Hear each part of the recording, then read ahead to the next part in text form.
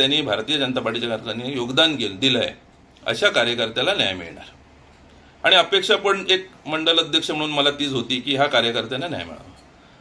परंतु युती तोडल्यानंतर जिल्ह्याने पहिलाच एक फोन करून सूचना दिली की आता ही सगळी सिस्टीम मालवण नगर परिषद निवडणुकीची जिल्हा राबवणार आहे आणि इथूनच भारतीय जनता पार्टीच्या पराभवाची सुरुवात तयार झाली.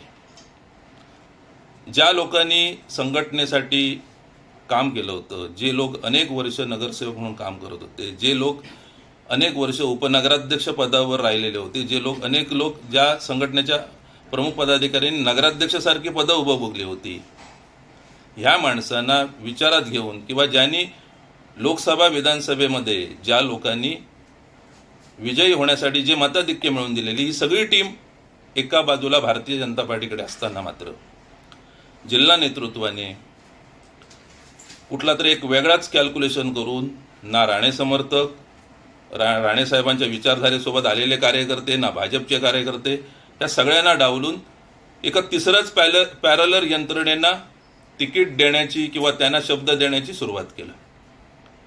हे सगळं आमच्यासारख्या कार्यकर्त्यांना भयानक होतं. अनेक ह्याच्यातून लोक ज्यांनी कष्टाने काम केली होती ते ह्याच दरम्याने आमच्याकडनं भारतीय जनता पार्टीतून निघून गेली.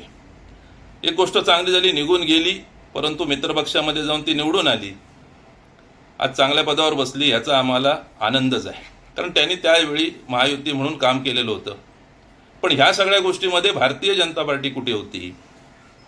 तर ज्या भारतीय जनता पार्टी इलेक्शन प्रक्रियेच्या आधी एक सक्षम राजकीय पक्ष म्हणून जनतेसमोर जी पार्टी होती ती मात्र अचानक निवडणुकीच्या प्रक्रियेमध्ये मात्र कुठेतरी मागे पडताना दिसत होते.